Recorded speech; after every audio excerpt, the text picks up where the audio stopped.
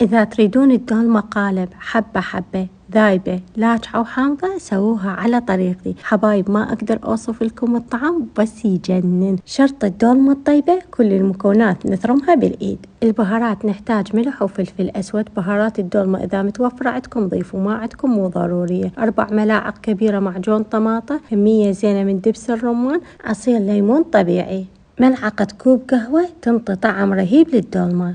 جانست كل المكونات وتركتها تقريبا ساعة حتى تاخذ النكهات. بهالأثناء خليت البصل بمي حار حتى ينفتح عندي بسهولة.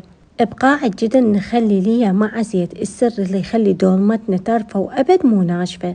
إذا تريدون الدولمة ذايبة بنفس الوقت حبة حبة مو ممرودة، نخلي الدولمة على نار متوسطة تذب كل السوائل اللي بيها.